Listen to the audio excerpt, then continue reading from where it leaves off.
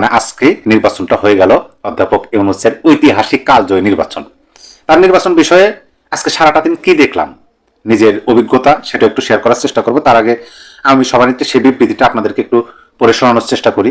আপনারা একটু শোনেন মনোযোগ সহকারে এবং বোঝার চেষ্টা করেন যে তিনি কি বোঝাইতে চাইছেন আর আপনি কি দেখলেন আজকে সারাদিন। মানে আপনার দেখা এবং শেখ হাসিনার বিবৃতির সাথে আপনি একটু মিলানোর চেষ্টা করবেন এবং আপনার মূল্যবান মতামত অবশ্যই কমেন্ট বক্সে লিখে জানাতেও পারেন। দেখেন বিবৃতিটা এরকম, আমি কোট আনকোট করে একটু পড়ে শোনাই আপনাদেরকে।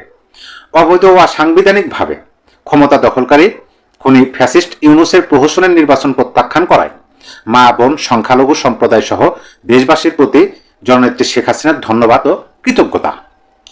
অবৈধ অসাংবিধানিক উপায়ে ক্ষমতা দখলকারী ইউনূসের আজকের তথাকথিত নির্বাচন ছিল মূলত একটি সুপরিকল্পিত প্রহসন।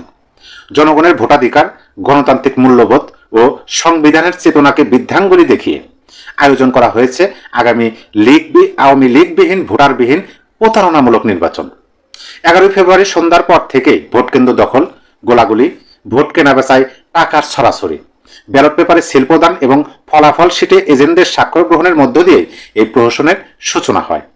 12 ফেব্রুয়ারি সকাল থেকে সারা দেশের অধিকাংশ ভোট কেন্দ্রে ভোটার উপস্থিতি ছিল একেবারেই নগণ্য। রাজধানী সহ দেশের বিভিন্ন স্থানে বহু ভোট কেন্দ্র ছিল সম্পূর্ণ ভোটার শূন্য। নির্বাচন কমিশনের ব্রিফিং অনুযায়ী সকাল 11টা পর্যন্ত অর্থাৎ 3.5 ঘন্টায় ভোট গ্রহণের হার ছিল মাত্র 14.96%। ভোট গ্রহণের উৎকর্ষ সময়ে জনগণের এই কম অংশগ্রহণই প্রমাণ করে যে আওয়ামী লীগবিহীন এই ভোট জনগণ বর্জন ও প্রত্যাখ্যান করেছে। উল্লেখ করা প্রয়োজন, বিগত কয়েকদিন ধরে আওয়ামী লীগের ভোটার সমর্থক শোভানুধ্যায়ী ও সংখ্যালঘু সম্প্রদায়ের উপর লাগাতার হামলা, গ্রেপ্তার, ভয়ভীতি প্রদর্শন ও আতঙ্ক সৃষ্টি করে জোরপূর্বক ভোট কেন্দ্রে নেওয়ার চেষ্টা অব্যাহত ছিল। তবুও সকল ভয়ভীতি উপেক্ষা করে তারা এই প্রতারণামূলক নির্বাচন বর্জন ও প্রত্যাখ্যান করেছে। ফলে দেশের অধিকাংশ ভোট কেন্দ্র ছিল কার্যত ভোটার শূন্য। এছাড়া ভোটার তালিকায় বিশেষ করে ঢাকা শহরে ভোটারের সংখ্যা অস্বাভাবিকভাবে বৃদ্ধি পাওয়ার বিষয়টি লক্ষ্য করা গেছে, যা অত্যন্ত প্রশ্নবিদ্ধ ও অবিশ্বাস্য। এমত অবস্থায় এই ভোটারবিহীন অবৈধ ও অসাংবিধানিক নির্বাচন বাতিল, খুনি ফ্যাসিস্ট ইউনূসের পদত্যাগ নিশ্চিতকরণ, সকল রাজবন্দী সহ শিক্ষক, সাংবাদিক, বুদ্ধিজীবী সহ সকল পেশাজীবীর মিথ্যা মামলা প্রত্যাহারপূর্বক মুক্তি, আওয়ামী লীগের কার্যক্রমের উপর আরোপিত স্থগিতাদেশ প্রত্যাহার এবং নিরপেক্ষ তত্ত্বাবধায়ক সরকারের অধীনে অবাধ, সুষ্ঠু, অন্তর্ভুক্তমূলক নির্বাচন আয়োজনের মধ্য দিয়ে জনগণের ভোটাধিকার ফিরিয়ে দেবার দাবি জানাচ্ছি। তাহলে আওয়ামী সভানেত্রী শেখ হাসিনা তিনি দাবি জানালেন এই নির্বাচন তিনি নিরপেক্ষ বলতেছেন না, এই নির্বাচনকে গ্রহণযোগ্যতাও বলতেছেন না। তিনি বলতেছেন যে জনগণের ভোটাধিকার ফিরে দেবার তিনি দাবি জানাইতেছেন এবং মাঝখানে তিনি যে তথ্যগুলো তুলে ধরছেন সেই তথ্যগুলো অনুযায়ী আমরা যতটুকু দেখলাম আমাদের দেখায় হ্যাঁ মিল আছে।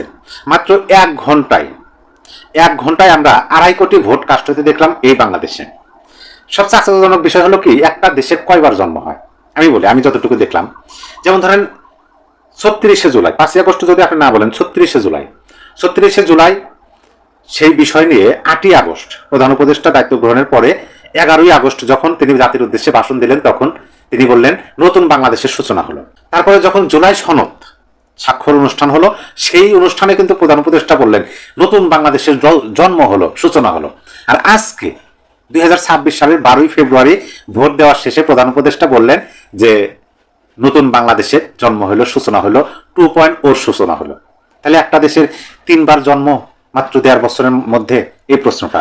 পাশাপাশি দেখেন এই যে নির্বাচনটা, এই নির্বাচনের একটা মানে সর্বোচ্চ বেশি ব্যবহৃত বাক্য, সেই বাক্যটা হলো কি আমার ভোট কে দিল। একজন তরুণী জীবনে ভোট দেন নাই, তিনি ভোট দিতে গেছেন, ভোট দিতে গেছেন, ভোট কেন্দ্রে যাওয়ার পরে তার যখন ভোটার আইডি তিনি সেখানে দিয়েছেন, ভোটার আইডি নাম্বার সাথে মিল করে সকল কিছু ঠিক আছে দেখতেছেন টিক মার্ক, মানে তার নাম্বারও অলরেডি ভোট দেওয়া হয়ে গেছে, অথচ তিনি ভোট দিতে এসেছেন মাত্র। এরকম অনেক ভিডিও সামাজিক যোগাযোগ মাধ্যমে ভেসে বেড়াইতেছে, এমনকি পত্রিকা হয়েছে। দেখেন মানে কার ভোট কে দিতেছে। আমরা তো ভোট কেন্দ্রে দেখলাম যে ভোটার শূন্য ভোট কেন্দ্র, ভোটার নাই। যেমন গোপালগঞ্জ, সেখানে ভোটার নাই। ঢাকা গুরুত্বপূর্ণ বেশ কয়েকটা আসনে ভোটার নাই।